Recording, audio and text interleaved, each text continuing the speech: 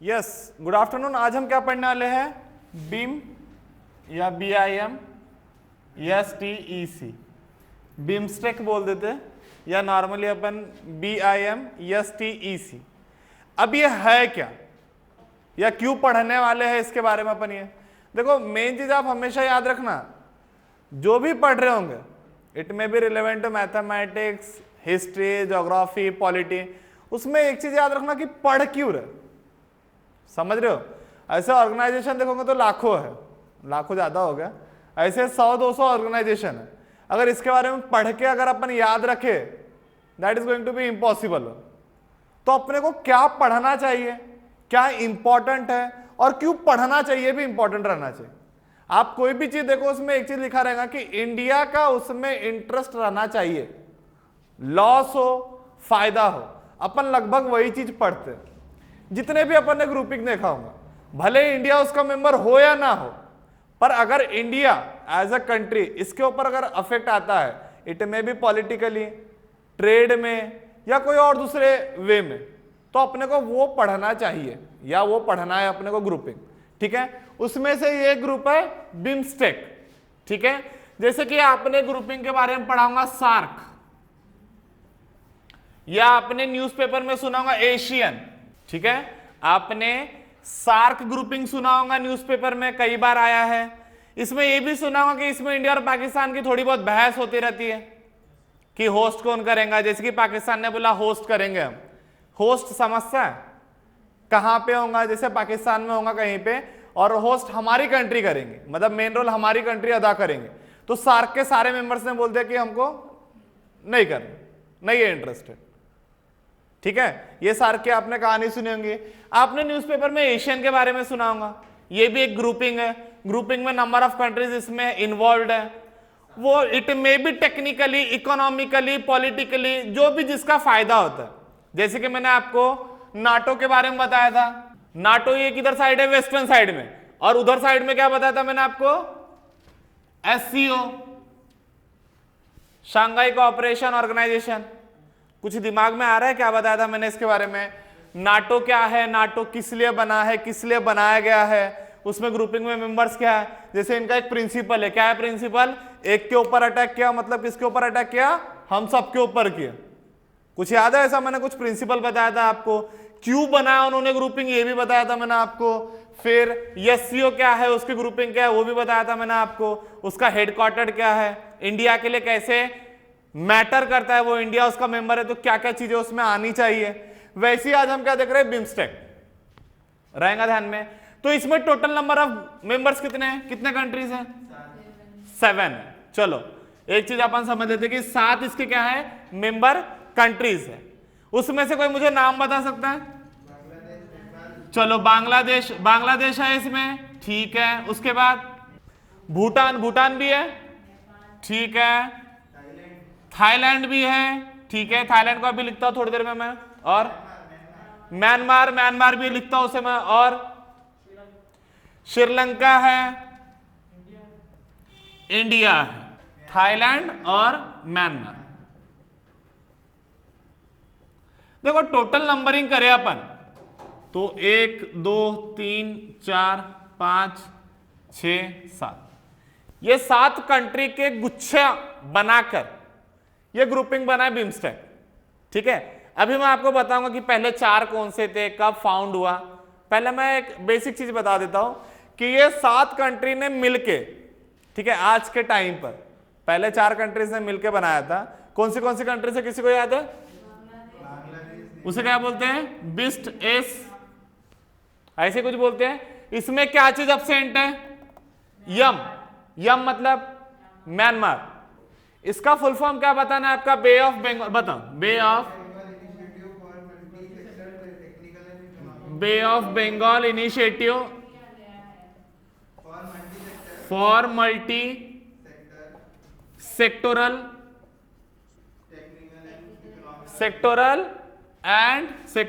Technical and economical cooperation. चलो ये full form तो आपको पता है। इससे अपन बिम्स्टेक का मीनिंग बना लेंगे। बी बे ऑफ बंगाल के लिए दिया है, आई इनिशिएटिव के लिए दिया है, M multi, yes sectoral, technical, T के लिए एंड इकोनॉमिकल कोऑपरेशन। इतना अपने को क्लियर है वर्डिंग में। पर ये जब फाउंड हुआ था, जैसे फाउंड की डेट में बता रहा हूं, महीना था जून का 1997, पक्का ऐसी कुछ था। जब ये फाउंड हुआ तो तब इसमें कितने कंट्री थे? सिर्फ चार कौन से? बांग्लादेश, इंडिया, श्रीलंका, और एक कौन सा था? थाईलैंड था, पक्का, ठीक है। और ये ईसी जो है, समझना, इसी को क्या बोल रहा हूं मैं? इसी था इकोनॉमिक कोऑपरेशन। समझना मैं क्या बोल रहा हूं? आज के टाइम पे जो ये 7 कंट्रीज का गुच्छा बना हुआ है, जिसे हम बिम्स्टेक बोल रहे हैं, ये पहले कितने कंट्री का गुच्छा था जब बना था? 4 कंट्री का। कौन से? जून में 1997, ठीक है। इसे वो टाइम पे क्या बोलते थे? BIST-EC, बिस्ट EC रहेगा। पहले इसका नाम क्या था? ये था। इसके बाद क्या हुआ? जब दिसंबर में आया, दिसंबर 1997 में, इसमें एक कंट्री जुड़ा। वो कौन सा कंट्री जुड़ा? म्यांमार। कौन सा कंट्री जुड़ा? म्यांमार। और इसका नाम उसके बाद से क्या रख दिया गया है? रहेगा ध्यान में क्या बोल रहा हूं मैं। अगर आप इसे अच्छे से देखो तो देखो ये क्या दिख रहा है? बांग्लादेश, इंडिया दिख रहा है, श्रीलंका दिख रहा है, थाईलैंड दिख रहा है, पक्का। और इसी क्या है? Economic cooperation. इकोनॉमी मतलब आर्थिक, कोऑपरेशन मतलब समूह बोल सकते हैं, ठीक है, मिलके जो करते हैं अपन इकोनॉमी पे, जैसे ट्रेड वगैरह पे वर्क करते हैं, रहेगा ध्यान में। और ये जब बना था तब क्या था? Bangkok declaration. कहां पे बना था ये? कहां पे इसका वो फाइनल पत्थर रखा गया था? बैंकॉक। अशोक बेटा पानी पी लो। हेडक्वार्टर ढाका में। बैंकॉक डिक्लेरेशन मतलब वो पर्ची पर, वो पन्ने पे रखा गया था लिखकर, जो भी है। और इसका हेडक्वार्टर कहाँ है? ढाका। ढाका कहाँ पे है? बांग्लादेश। क्लियर हो रहा है क्या बोलना चाहता हूं मैं? बिम्स्टेक देखो, सार्क भी है इधर। अभी मैं बताऊंगा कि सार्क होने के बावजूद बिम्स्टेक क्यों बनाया गया, क्यों इसके पीछे पड़े हैं, मतलब इसके तरफ क्यों बढ़ रहे हैं, वो मैं बताऊंगा आपको, क्लियर कराऊंगा अभी। जून में 1997 में बना था। जब बनाया था जब 4 कंट्रीज के इनिशिएटिव था, फाउंडिंग मेंबर समझता है। वैसे ही दिसंबर में जब गए तो क्या हुआ? एक कंट्री और जुड़ गया। वो कौन था? म्यांमार। म्यांमार जुड़ने से क्या हुआ? जो अपन देख रहे थे BIST, फुल फॉर्म पता चल गए? पक्का। कनिष्ठ बताओ तो। B for Bangladesh, I for yes, T Thailand. और बचे हुए 3 कंट्रीज कौन से? नेपाल, भूटान और। अब अगर अपन ये ग्रुप का देखा जाए ग्लोबल GDP, समझ रहे हो, पूरे वर्ल्ड में जितना पैसा होगा समझ लो, उसमें से ग्लोबल GDP, इसका ग्लोबल GDP कितना है? 4% मान लेते ग्लोबल GDP है। या जिसको वैल्यू में अगर अपन ले तो कितना है इसका? $3 ट्रिलियन। इंडिया का आज कितना है GDP? कितना माना जाएगा? कितना है इंडिया? 1.25 या 2.5 ट्रिलियन तो इंडिया का ही है। और पॉपुलेशन में देखा जाए तो करीबन 1.6 बिलियन। इसमें से 1.21, 1.29 तो इंडिया ही है। बाकी बचे हुए जो बचे कुछ इनमें है पॉपुलेशन, तो इनको मिला के टोटल देखा जाए कितना है पॉपुलेशन? 1.6 बिलियन। साथ ही साथ देखा जाए तो ये पॉपुलेशन 1.6 बिलियन जो है, करीबन ये वर्ल्ड का 23% या 21% है। समझ रहे हो? वर्ल्ड में जितना पॉपुलेशन है, आपको इतना तो पता होगा वर्ल्ड में सबसे ज्यादा पॉपुलेशन कहां पे? चाइना और इंडिया। मतलब इंडिया कहीं पे गया तो पॉपुलेशन का दबदबा वहां पे तो ज्यादा रहेगा, या चाइना कहीं पे भी गया पॉपुलेशन का दबदबा तो रहेंगे। वैसे ही इसमें कितना पॉपुलेशन है? 1.6 बिलियन। अगर ये वर्ल्ड का देखा जाए तो नियर अबाउट 20-21% वर्ल्ड का पॉपुलेशन है। समझा? रहेगा ध्यान में। और GDP की तो बात कर ही लिया अपन ने, 4% है ग्लोबल GDP, या मोटा मोटी अपन रुपीस में मान के चलते कितना है? $3 ट्रिलियन।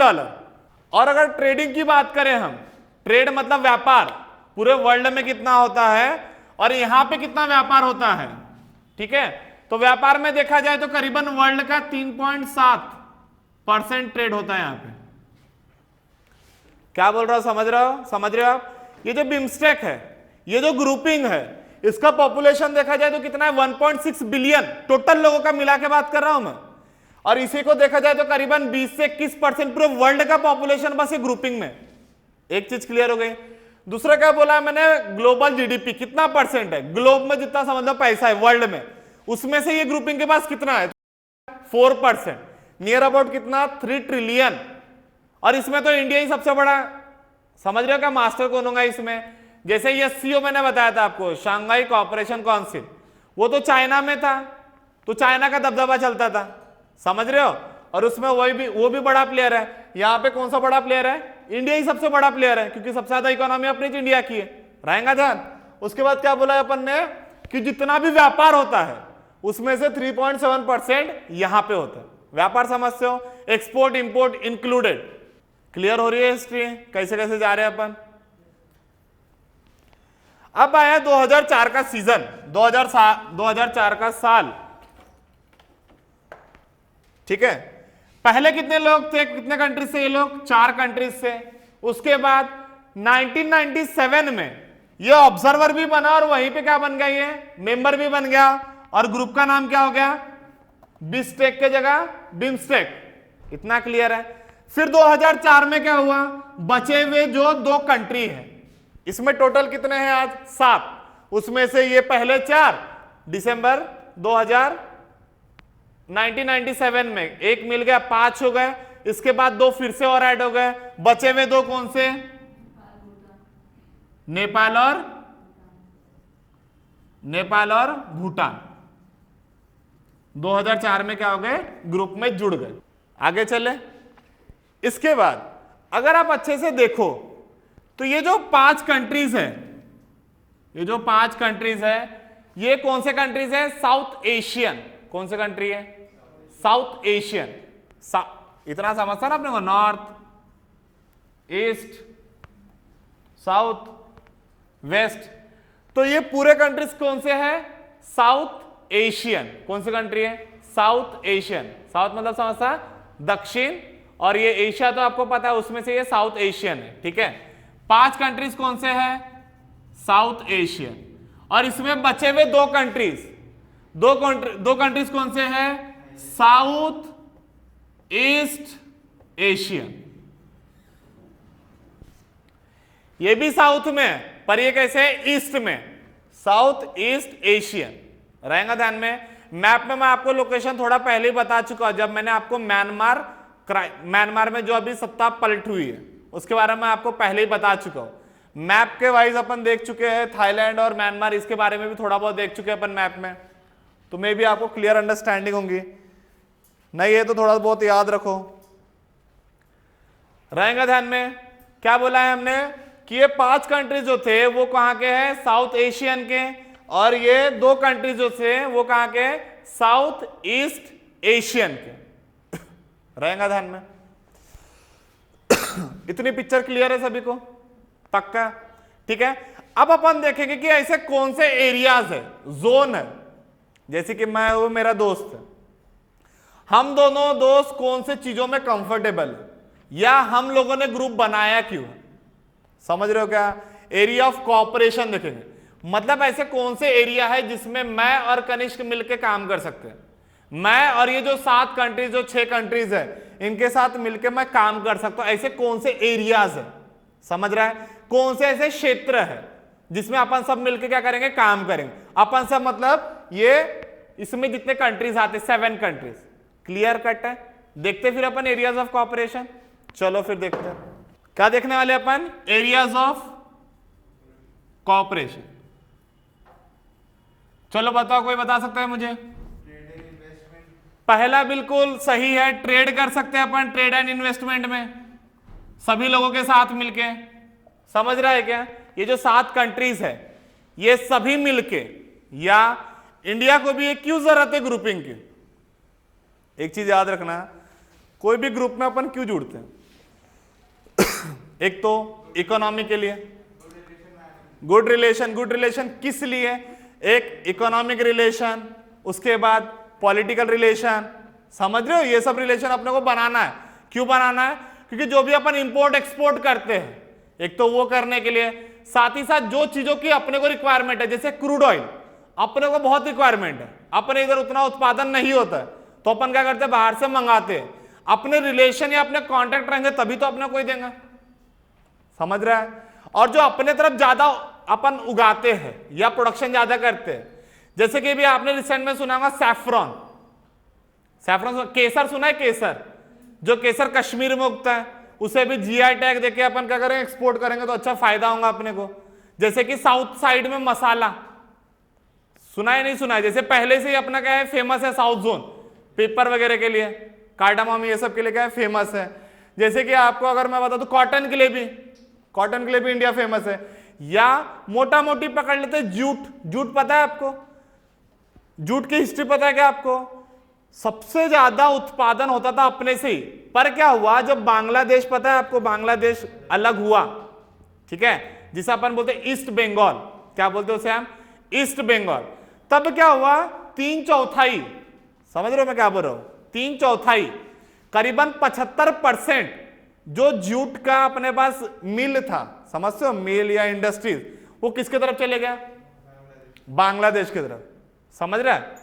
तो इसीलिए आज अपन कितने नंबर पे वर्ल्ड में, सेकंड, पहले नंबर पर कौन है, बांग्लादेश, याद रहेगा जूट के ऊपर। और जूट क्यों अपने लिए फायदेमंद है आपको पता है क्या, पहली बात पोल्यूशन, इन्वायरमेंटल फ्रेंडली, जो आज हम सिंथेटिक मटेरियल यूज कर रहे हैं, आपको इसके ड्रॉबैक्स भी पता है, भले सस्ते हैं टिकाऊ है, पर ड्रॉबैक्स आपको पता है, ये इको फ्रेंडली नहीं है। इको फ्रेंडली समझता है, वातावरण से ये जल्दी डिकम्पोज नहीं होते, समझ रहा है। और जूट वगैरह क्या है, इको फ्रेंडली चीजें। लेटेड भी अपन टॉपिक से भटक रहा है ऐसा लग रहा है मुझे, हाँ लेटेड भी किस चीज में हम ये कर सकते हैं, मिलकर सहयोग कर सकते हैं, काम कर सकते हैं, ट्रेड एंड इन्वेस्टमेंट, और एनर्जी के इसमें कर सकते हैं बिल्कुल, और ट्रांसपोर्टेशन।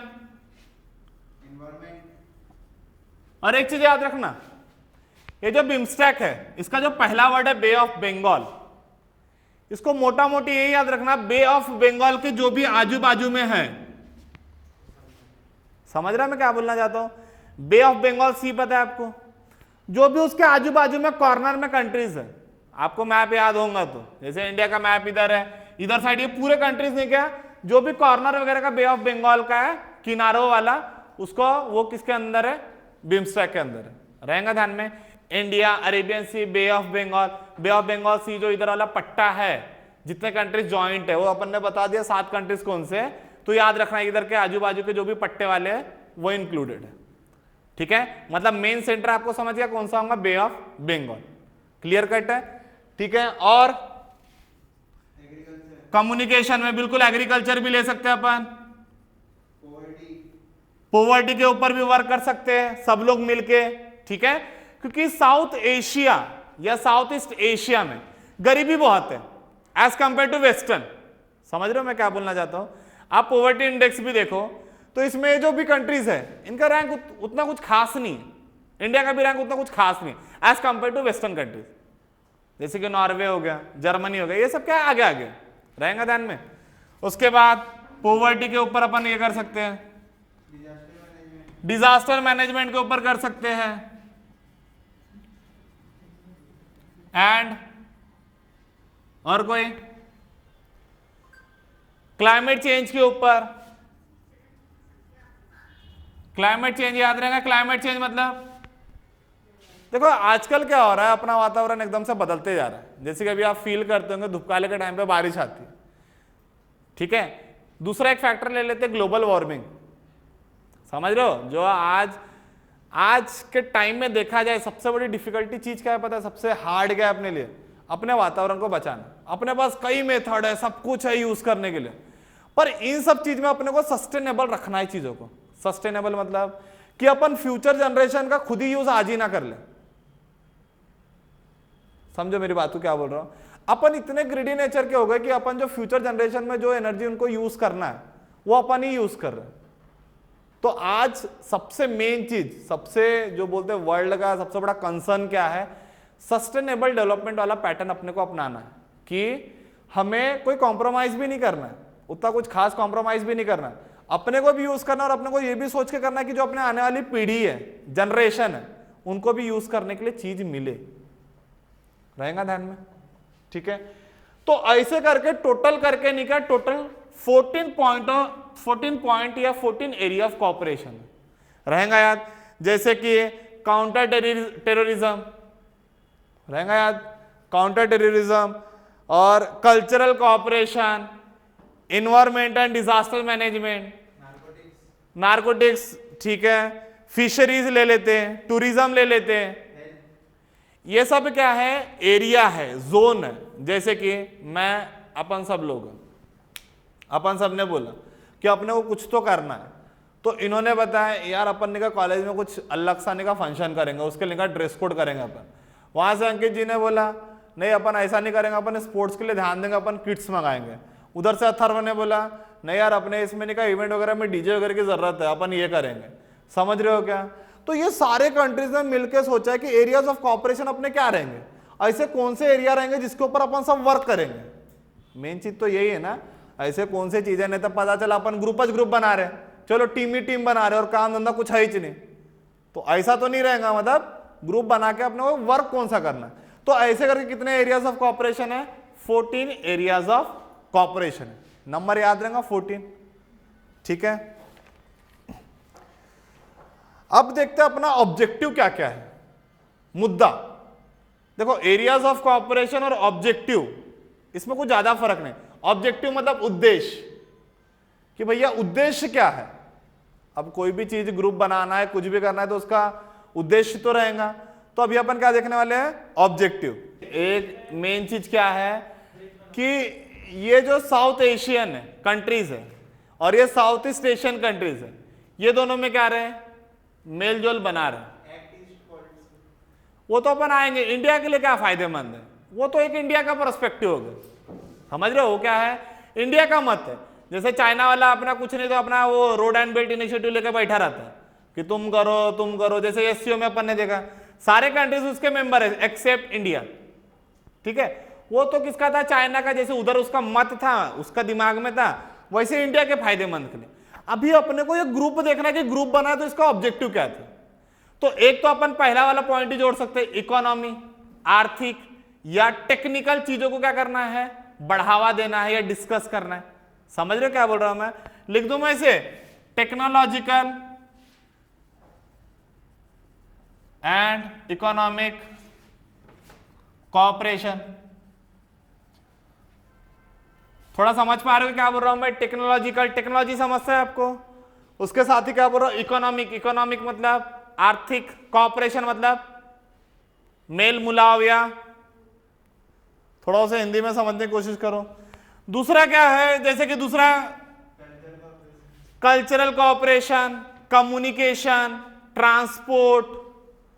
समझ रहे हो, कल्चरल कॉपरेशन मतलब जो अपना कल्चर है, ठीक है, सभी क्या करें उसमें कॉपरेट करें। या अपन क्या कर सकते हैं, ट्रांसपोर्ट, ठीक है, ट्रांसपोर्ट मतलब जो भी अपने को इधर उधर भेजना है, मंगाना है, उसके ऊपर कर सकते हैं अपन।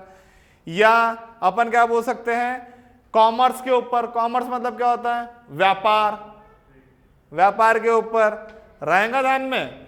और क्या बोलेंगे, जैसे यहां लिख दूं मैं, transportation, cultural cooperation, upliftment of poverty या पॉवर्टी एलिवेशन बोलते हैं उसे, रहेगा ध्यान में। और उसके बाद क्या है तीसरा पॉइंट, कि काउंटर टेररिज्म, जो आज सबसे बड़ा मुद्दा बैठा है, काउंटर टेररिज्म, या इसे हम बोलते हैं ट्रांसनेशनल क्राइम। देखो इंटरनल सिक्योरिटी जब आप पढ़ोगे, इंटरनल सिक्योरिटी और एक्सटर्नल सिक्योरिटी दोनों बहुत ही क्लोज है। क्यों क्लोज है, क्योंकि अपन इतने कंट्रीज के बॉर्डर से घिरे हुए हैं। समझ रहे हो क्या, कि इंटरनल और एक्सटर्नल दोनों अपने को पढ़ना ही पड़ता है। एक्सटर्नल तो ठीक है, एक्सटर्नल और इंटरनल में अपना ज्यादा फर्क नहीं पड़ता।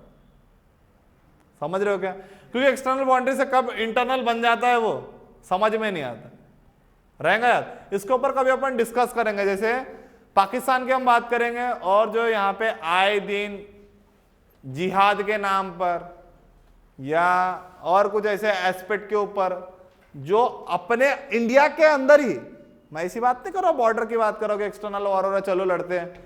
इंडिया के अंदर ही जो इंटरनल सिक्योरिटी पे अफेक्ट करता है, ये सब कभी अपन लेक्चर निकाल के पढ़ेंगे कि इंटरनल और एक्सटर्नल इंडिया का कैसा है। या टू फ्रंट वॉर सुना होगा आपने कि इंडिया को अगर लड़ना पड़ा तो इंडिया अकेला ही नहीं लड़ना, मतलब किससे लड़ना पड़ेगा, अकेले से, कोई पाकिस्तान से ही नहीं लड़ना है, चाइना भी उधर बैठा हुआ है, रहेगा याद। तो 2.5 फ्रंट क्या होता है, ये सब अपन डिस्कस करेंगे एक आध दिन बैठ के, इंटरनल सिक्योरिटी का टॉपिक रहेगा ध्यान। उसके बाद अगर हम इंडिया की बात करें, ये चीजें क्लियर हो गई, ऑब्जेक्टिव क्या है, मुद्दा क्या है। अगर हम इंडिया की बात करें, इंडिया का मत क्या है, समझ रहे हो, इंडिया का मत क्या है, इंडिया के फायदे के पॉइंट ऑफ व्यू से। कोई भी चीज रहे, अपने को एक ही चीज से काम लेन देन है, क्या लेन देन है, इंडिया को फायदा है या नुकसान है, वो इंडिया के लिए क्या कर सकता है, अपने को वो मेन चीज पकड़ के रखना है। पेपर में भी लिख रहे हो तो आपको वो चीज उठा के लाना पड़ेगा। लुक, एक चीज याद रखो, लगभग तो मैंने यहाँ क्या लिखा है, देश के नाम लिखे, एक चीज। दूसरा, अगर मैं कोई टॉपिक लाता हूं, इसमें वर्ड क्या है, टेक्नोलॉजिकल, टेक्नोलॉजी का मैंने हिंदी में वर्ड नहीं बताया। इकोनॉमिक मतलब क्या बताया मैंने, आर्थिक। कॉपरेशन मतलब मेल जुलाव करना, मुझे नहीं लगता इसमें समझने की जरूरत है। दूसरा, ट्रांसपोर्टेशन, किसका बेटा, वर्ड तोड़ के ही मैं बता रहा हूं, उतना तो आपको करना पड़ेगा। ऐसा तो नहीं कि मैं आपको खिला के भी दूं, पिला के भी दूं, पढ़ा के भी दूं, इतना तो आपको करना पड़ेगा। सेकंड भी ले रहा हो तो इसमें भी क्या बोल रहा हूं, ट्रांसपोर्टेशन। ट्रांसपोर्टेशन का मतलब मुझे लगता है आपको आना चाहिए, कल्चरल भी आना चाहिए आपको। ये सब वर्ड के लिए तो मुझे लगता है आपको हिंदी और इंग्लिश का फर्क लेके बैठना चाहिए। काउंटर टेररिज्म पढ़ ही रहे अपन रिसेंट में कि टेररिज्म क्या होता है, आतंकवाद। तो काउंटर मतलब उसको रोकना है या उससे लड़ना है। एंड ट्रांसनेशनल क्राइम, जो भी देश बाहर में क्राइम वगैरह होते या अंदर में होते, उसके बारे में पढ़ना है। और लगभग तो अपन ग्रुपिंग का ही देख रहे हैं, और ये सब देख रहे। जीडीपी वगैरह भी इंग्लिश में बताना चाहिए क्या, हिंदी में बताना चाहिए क्या, कितना जीडीपी होता है, पॉपुलेशन कितना होता है, कितने लोग रहते हैं, उसमें से कितने प्रतिशत है, इकोनॉमी कितने का है, ये सब भी बताना चाहिए मुझे। या साउथ एशियन, साउथ मतलब दक्षिण, एशियन, ये सब भी बताना चाहिए कि एशिया को हिंदी में क्या बोलना चाहिए। साथ ही साथ साउथ ईस्ट एशियन, इसका भी बताना चाहिए। ठीक है, तो इंडिया के पॉइंट ऑफ व्यू से देखें, इंडिया के लिए क्या फायदेमंद है, समझ रहा है क्या। कोई भी पेपर लिखो, अपने को एक ही चीज से लेन देन है। आपने कई महान व्यक्ति से सुन चुके होंगे, कोई देश किसी का दोष नहीं है, देश किसी का दोस्त, क्या बोलते हैं उसे, फ्रेंड नहीं है। ठीक है, कोई भी देश किसी का भी फ्रेंड नहीं है। सिर्फ दोस्ती है तो किस चीज के लिए है, बिजनेस के लिए या व्यापार के लिए, समझ रहा है। पूरे वर्ल्ड में कोई भी कंट्री किसी का दोस्त नहीं है, सिर्फ है फ्रेंड तो किस लिए है, बिजनेस के लिए, व्यापार के लिए। इतना क्लियर है। अगर आप इसे समझना चाहो तो आप देख सकते हो आराम से कोई भी कंट्रीज के बारे में, जैसे तुर्की या कोई भी कंट्री ले लो, पहले किसके गुच्छे में था, किसके ग्रुप में था, अब वो किसके गुच्छे में जाके बैठ चुका है। ठीक है, तो मेन मुद्दा है कि इंडिया है तो इंडिया के लिए क्या फायदेमंद है। तो आपने मुझे एक पॉइंट तो पहले ही बता दिया, क्या है फायदेमंद इंडिया के लिए, बताओ मुझे इंडिया के लिए क्या फायदेमंद है। इंडिया के लिए क्या फायदेमंद है बताओ। इंटरनेशनल रिलेशन, ये भी एक जरूरी है। क्यों, अपने को ये कंट्रीज क्या मिल रहे, गुच्छे में मिल रहे, तो अपने को व्यापार करना हो, कुछ भी करना हो तो अपने को एक सपोर्ट मिल जाएगा, सहायता मिल जाएंगे। एक मुद्दा तो है, पर इसको अपन स्पेसिफाई नहीं कर पाए, मतलब वो बोलते नहीं कि मछली दिख रही उसकी बिल्कुल आंख पे नहीं मार पाए, अपन ने सिर्फ मछली को मारा, ऐसा वाला पॉइंट हो गया। अपने को मछली के बिल्कुल आंख पे मारना है। तो इसके ऊपर एक पॉइंट बताओ मुझे। इसका मुझे एक अच्छा पॉइंट आ रहा है, एक्ट ईस्ट पॉलिसी। अब बोलोगे सर ये एक्ट ईस्ट पॉलिसी क्या है। इंडिया है, इंडिया का मैप याद है आपको, उसके ईस्ट में जैसे देखो नेपाल भूटान से तो अपना है भैया, मेल जोल है। ठीक है, और देखा जाए श्रीलंका से भी है, ठीक है, बांग्लादेश से भी है, अपना तो सबसे ज्यादा बॉर्डर उसी से अपन करते हैं। पर एक्ट ईस्ट पॉलिसी या एक्ट ईस्ट मतलब समझता है ना, ठीक है। साथ ही साथ नेबरहुड, नेबरहुड मतलब नेबरहुड पॉलिसी या पड़ोसी राज्य, ठीक है, वो पॉलिसियां उसमें अपने को इंटर करना है या उसमें अपने को दोस्ती बढ़ावा करना है, जो भी करना है वो बात की बात। तो उसके लिए सबसे बड़ा ये प्लेटफॉर्म है। समझ रहे हो क्या सबसे बड़ा क्या है उसके लिए? प्लेटफॉर्म। एक चीज क्लियर रहेगा। दूसरा मुद्दा, इंडिया के हित की बात कर रहा हूं मैं, इंडिया के फायदे की बात कर रहा हूं, बाद में अपन देखेंगे वर्ल्ड क्या सोचता है, वो सब अपन करेंगे। दूसरा क्या है, जैसे कि आपने सार्क सुना होगा, सार्क एक ग्रुपिंग है, इसमें पाकिस्तान भी है और इंडिया भी है। तो इसमें क्या होता है, पाकिस्तान अलग ही अपने मुजोरी पे लगा रहता है, ठीक है, तो इंडिया इसको एज अ अल्टरनेटिव यूज करता है। अल्टरनेटिव समझते हैं क्या? खाना इससे मिला तो ठीक है, नहीं तो निकल वाला काम इधर से भी मेरा काम चल जाए। समझ रहे हैं? इधर पाकिस्तान नाटक कर रहा है तो क्या कहते हैं भैया, चलो इधर वाला ग्रुपिंग है, इधर वाले ग्रुपिंग में रहते बिम्स्टेक वाले। समझ रहे? इंडिया के हित की बात कर रहा हूं मैं। और उसके बाद क्या बोल रहा हूं मैं कि जो चाइना का बेल्ट एंड रोड इनिशिएटिव चल रहा है, आपको तो पता है चाइना की पॉलिसी क्या करता है, वो डिप ट्रैप में फंसा देता है, ठीक है। तो उसको काउंटर करने के लिए, अब देखो ऐसा ना हो जाए कि जो अपने आजू बाजू कंट्रीज है ये सब में चाइना का इन्फ्लुएंस बढ़ जाए, चाइना का प्रभाव पड़ जाए, चाइना इसमें पैसा लगा दे, सब कुछ कर ले। जैसे कि डिप ट्रैप में आपको पता होगा चाइना ने श्रीलंका को कैसे फांसा, हमन बोटा जो पोर्ट है, पता है? कुछ नहीं पता है, कुछ इंफॉर्मेशन है, समझ रहे हो? वैसे अगर सबको फांस ले चाइना वाला और फिर वो उसको यूज करे as a counter to India, या अपन देखो मोटा मोटी समझ रहे, अगर चाइना ये सबको अपने ग्रुप में ऐड कर ले और क्या कर ले, इसे एज अ इंडिया के विरोध में यूज करे, तो इंडिया नुकसान में जा सकता है, इंडिया ट्रबल में आ सकता है, इंडिया को कई वॉर झेलने पड़ सकते हैं। समझ रहे हो क्या? जैसे कि पाकिस्तान की बात करता हूं मैं, सार्क में बात कर रहा हूं। आपने देखा होगा कि चाइना पाकिस्तान को हर टाइम पे सपोर्ट करता है। जैसे कि अपन ने यूनाइटेड नेशन की बात की थी, यूएनएससी की बात की थी, यूनाइटेड नेशन सिक्योरिटी काउंसिल, उसमें वेटो पावर है, किसको वेटो पावर है? चाइना को। तो पाकिस्तान का अगर कोई मेंबर को डिक्लेयर करना है कि ग्लोबल टेररिस्ट है, तो चाइना वाला अपनी होशियारी मार के क्या बोलता है?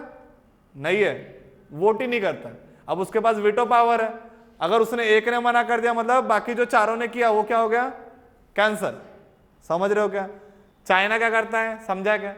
वैसे ही मान लो अगर चाइना का इन्फ्लुएंस सब जगह चले गए तो क्या करेंगे, उसका जो वन बेल्ट, आपको पता है road, one belt and one road initiative है, उसका जो प्लान है, उसमें क्या करेंगे, किसको फांसेगा वो, किसको पकड़ेगा वो? इंडिया को। और इंडिया क्या समझता है, उसके सोवेरेनिटी पर जो है उसके ऊपर क्या है, ये खतरा है, इसलिए इंडिया उसके ऊपर सपोर्ट करता है क्या? इंडिया उसमें पार्टिसिपेट करता है क्या? नहीं करता। रहेगा ध्यान में। मतलब इंडिया एक ऐसा कंट्री जो नॉन अलाइन मूवमेंट, आपने सुना होगा, नॉन अलाइन जो भी कंट्रीज है अपनी इंडिया, ये किसी के भी दबाव में नहीं है। समझ रहे हो क्या नॉन अलाइन का मतलब क्या होता है? पक्का क्लियर है? ठीक है, कभी होगा तो उसके ऊपर भी अपन डिस्कस करेंगे कि भैया नॉन अलाइन है तो क्या इंडिया क्या क्या कर सकता है।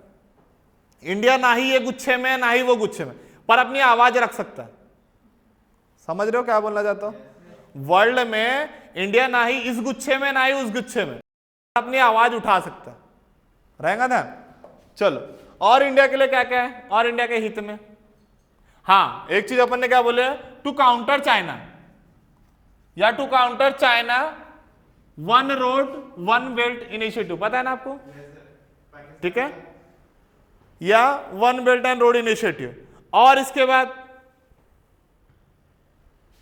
अपन ये तीन रखते मोटा मोटी। एक पहला क्या बोला अपन ने कि भैया जो इंडिया का एक्ट ईस्ट पॉलिसी है या नेबरहुड पॉलिसी है, आगे आजू बाजू में जो भी अपने को क्या करना है, डेवलप कर। इससे होगा क्या, देखो समझो, इंडिया के जो भी इधर के आजू बाजू कंट्रीज है, अगर इसमें डेवलपमेंट हुआ तो क्या होगा, इंडिया का जो नॉर्थ ईस्टर्न साइड है, आपको इतना तो पता होगा, इंडिया का साउथ पार्ट ठीक है, नॉर्थ वेस्टर्न ठीक है, पर जो नॉर्थ ईस्टर्न जो साइड है, जैसे कि कौन सा अपन लेते हैं, मणिपुर, त्रिपुरा, अरुणाचल प्रदेश, आसाम, ये सब उतने डेवलप नहीं हुए।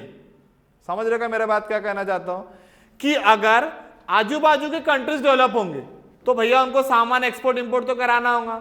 एक्सपोर्ट इंपोर्ट कराएंगे तो उससे क्या होगा, जो अपना नॉर्थ ईस्टर्न जो पार्ट है वो भी क्या हो जाएगा, डेवलप हो जाएगा। समझ रहे हो क्या, समझ रहे हो नहीं समझ रहे हो? इसीलिए आपने अभी सुना होगा नागालैंड में, ठीक है, वहां पे कि हमको अलग सा कंट्री चाहिए, ये सब स्टेट है तो हमको अलग से कंट्री चाहिए, हमको ऐसा चाहिए वैसा चाहिए। क्यों चल रहा है ये? क्योंकि उधर का पार्ट कैसा है, अंडर डेवलप, मतलब डेवलप नहीं हुआ उतने अच्छे से। समझ रहे हो क्या?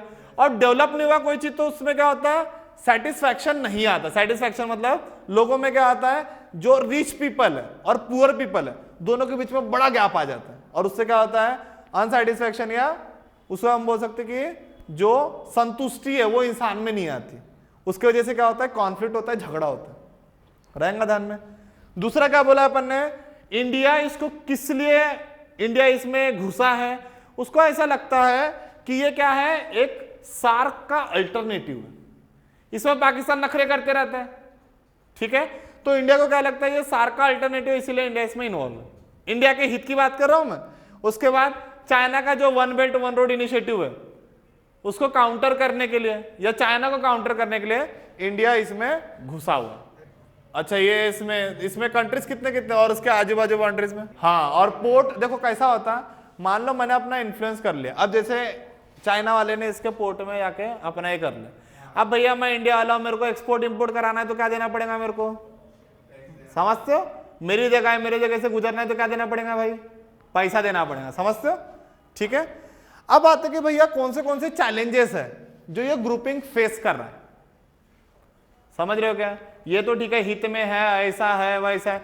अब कौन से चैलेंजेस है जो ये पूरे ग्रुप के मेंबर फेस कर रहे हैं, वो अपन अभी देखेंगे। एक तो भैया एक चीज ये है कि 1997 से लेके 2018 तक के, मतलब करीबन 20 साल में सिर्फ इसकी 4 बार मीटिंग हुई है। ये क्या बात कर रहा हूं मैं, किसकी बात कर रहा हूं, ये challenges in front of BIMSTEC. इसकी अभी तक ग्रोथ क्यों नहीं हो रही है? ग्रोथ मतलब समझ रहे हो क्या? जैसे कोई ग्रुपिंग है वो एकदम से एससीओ की बात करे, उसकी ग्रोथ हो चुकी है, यूएन की बात, कोई भी ग्रुप की बात करे, इसकी क्यों नहीं ग्रोथ हो रही है? क्योंकि 1997 से लेके 2018, मोटा मोटी मैं 20 साल का समझ रहा हूं गैप। 20 साल में कितने बार मीटिंग हुई है? सिर्फ 4 बार। अब सीधी बात है भैया, जितनी मीटिंग होगी, जितने लोगों से मिलेंगे, उतना अपना क्या होगा, चार्टर, डिक्लेरेशन, ये सब करेंगे अपन।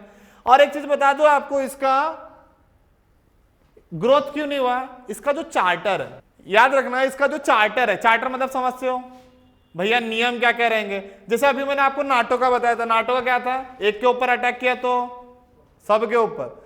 वैसे जो इनके चार्टर है, इनके जो प्रिंसिपल्स है, समझ रहे हो क्या, जो मेन मुद्दा रहना चाहिए वो बना नहीं था। अभी ये बना है, ये रिसेंट में 2020 की बात है, जहां तक मुझे याद है, जून 2020 में मैंने न्यूज जहां तक पढ़ी थी, रहेगा ध्यान में। अब इसके कुछ चैलेंजेस, जैसे कि ये मैंने बता दिया आपको, सिर्फ 4 मीटिंग हुई है 20 सालों में। और उसके बाद क्या है, और बताओ कुछ। इसमें जो फ्री ट्रेड एग्रीमेंट है, अब ये 7 कंट्रीज है, इनमें जो फ्री ट्रेड एग्रीमेंट का गुच्छा या बातें चल रही थी, इसका अभी तक रिजल्ट नहीं है। फ्री ट्रेड एग्रीमेंट समझते हो? फ्री मतलब मुफ्त का, ट्रेड मतलब व्यापार, एग्रीमेंट मतलब जो भी अपन एग्रीमेंट करते कि भैया एक काम कर, तू मेरे देश में आके व्यापार कर, तेरे को मैं उतना टैक्स वगैरह कुछ नहीं लूंगा। समझ रहे हो क्या? जो भी ग्रुपिंग, अपना जो दोस्त का गुच्छा होता है, एक काम कर भाई, तू मेरे यहाँ काम वगैरह कर, चल इलेक्ट्रिसिटी का क्या पैसा देगा, तो दोस्त तो है मेरा, वैसा वाला काम रहेगा ध्यान में। तो अभी तक इसका रिजल्ट नहीं है कि करना है नहीं करना है, अभी तक इसका कंक्लूजन ही नहीं है, ठीक है। उसके बाद कुछ बायलैटरल इश्यू है। अब बोलोगे सर बायलैटरल मतलब 2 जनों के बीच में, जैसे कि मैं बात करता हूं बांग्लादेश और इंडिया की बात करता हूं। अभी आपको रिसेंट में मैंने बताया था रोहिंग्या क्राइसिस, 2017 की बात है जहां तक मुझे याद है।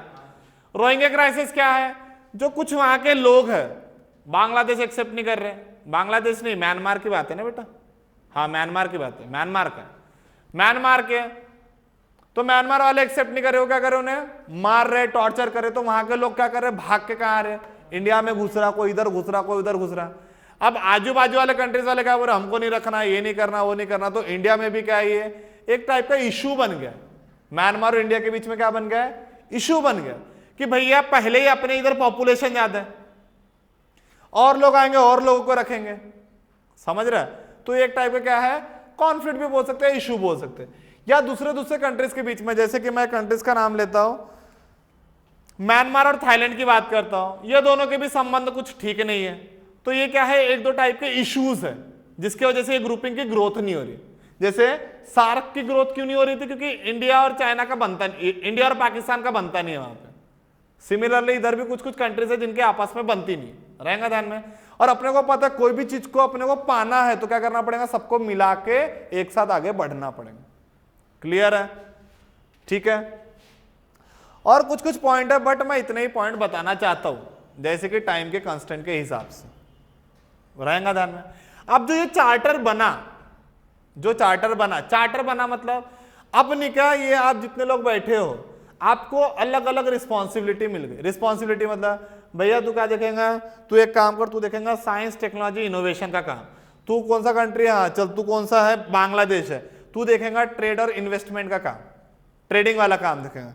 चल भूटान, तू कौन सा कंट्री है, भूटान है, तू क्या देखेगा, एनवायरमेंट और क्लाइमेट चेंज के ऊपर जो भी बातें होंगी तू वो देखेगा। समझ रहे हो क्या चार्टर बनना मतलब क्या हुआ, सबको काम अपने अपने हिसाब से एलोकेट करके मिल जाना। जैसे कि मैं काम क्या बता रहा हूं, बांग्लादेश की बात किया, किसकी बात किया मैंने, बांग्लादेश। एक कंट्री बांग्लादेश है तो उसका काम क्या है, ट्रेड और इन्वेस्टमेंट का देखना। दूसरा मैं बात कर रहा हूं भूटान की बात करो, तो भूटान किस काम के है, उसको कौन सा काम मिला है, एनवायरमेंट या क्लाइमेट चेंज के ऊपर ध्यान रखना या देखना। जैसे इंडिया की बात कर रहा हूं तो इंडिया किसके लिए, टेररिज्म एंड ट्रांसनेशनल क्राइम, ठीक है, इसके ऊपर देखेगा। तो ऐसे से करके सबको क्या मिल गया, रिस्पॉन्सिबिलिटी, या सबको अपने हिसाब से क्या मिल गया, काम मिल गया। रहेगा ध्यान में चार्टर बनना मतलब क्या होता है, पक्का क्लियर रहेगा। अब जो अपना लास्ट पॉइंट है क्लाइमेट वाला, भूटान को है लिखना है क्या, लिख सकते हो। इंडिया को सिक्योरिटी पर्पस के लिए मिला है, म्यांमार को एग्रीकल्चर, कृषि और फूड सिक्योरिटी के ऊपर मिला है, नेपाल को कल्चरल एंड टूरिज्म के ऊपर मिला है,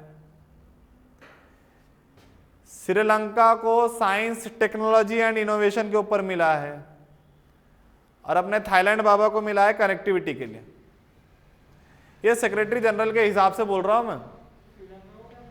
श्रीलंका को science technology and innovation, Thailand को मिला है कनेक्टिविटी के ऊपर, रहेगा ध्यान में। करीबन 23 साल बाद चार्टर बना है उसका, 23 साल मतलब 1997, हाँ 2020 में, सही हूं मैं, करीबन 23 साल या 23 साल, हाँ 23 साल बाद चार्टर बना है उनका। चार्टर मतलब जो काम है जो भी है उनको क्या हो गया, स्पेसिफाई करके मिल गया। क्लियर रहेगा। अब कुछ जो प्रॉब्लम है, या वर्ल्ड क्या सोचती है, या ग्रोथ क्यों नहीं हुआ, तो आप बता सकते हो क्यों नहीं हुआ भैया, एक तो मीटिंग ठीक से नहीं हो रही है, ये सब नहीं हो रही है। और कुछ क्या है कि इंडिया जो है, सबका मानना क्या है, इंडिया इसको अल्टरनेटिव यूज कर रहा है। इंडिया मतलब जैसे सार्क काम में नहीं आया तो जैसे उधर खाना नहीं मिला वो घर में, तो ये घर में आके खाना खा लो। इंडिया इसको एकदम से फोकस नहीं कर रहा, इंडिपेंडेंट फोकस नहीं कर रहा कि भैया ये इंपॉर्टेंट है, ऐसा फोकस नहीं कर रहा। इंडिया कैसे फोकस कर रहा है उसके ऊपर कि भैया सार्क में मेरी बात नहीं जम रही तो चलो इधर में अपन खा के आ जाते हैं, मतलब बिम्स्टेक में अपन काम जमा लेते, रहेगा ध्यान में। और फिर चाइना और इंडिया राइवलरी जो है, जैसे चाइना अपनी लगा रहा one belt and one road initiative, India अपने ही कुछ के लिए, मतलब दोनों के जो काउंटर करने के पीछे इसका ग्रोथ नहीं हो पा रहा, रहेगा ध्यान में। क्लियर रहेगा। इसके ऊपर आंसर राइटिंग कर सकते हो क्या? मैं ज्यादा से उम्मीद नहीं कर रहा हूं, जितने जन मेरा लेक्चर सुन रहे हैं या ऑफलाइन में जितने जन है उतने जन ये आंसर लिख लेना, दैट इज इनफ कि बिम्स्टेक इंडिया के लिए क्यों इंपॉर्टेंट है, या किस चीज से इंडिया से जुड़ा हुआ है, या कैसे इंडिया को अफेक्ट करता है, इसके ऊपर आंसर लिख सकते हो क्या? ग्रुप पे अगर मैं दूंगा तो मुझे पता नहीं करोगे नहीं करोगे, दिखाओगे नहीं दिखाओगे, मैं एक ही चीज बोल रहा हूं, आप कर सकते हो क्या इसके ऊपर? पक्का। अब ये जरूरी क्यों है? क्योंकि देखो रिसेंट में इसका चार्टर बना है, 20 में ही बना है, 2020 में जून में या मार्च में कुछ बना है जहां तक मुझे याद है, और ये अपने इंडिया से रिलेटेड है, बिल्कुल आजू बाजू में ही है, समझ रहे हो क्या?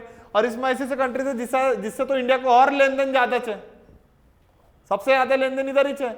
और एक्ट ईस्ट पॉलिसी में जैसा मैंने आपको बताया था म्यांमार बहुत है, वैसे अब थाईलैंड भी आ गया, रहेगा ध्यान में।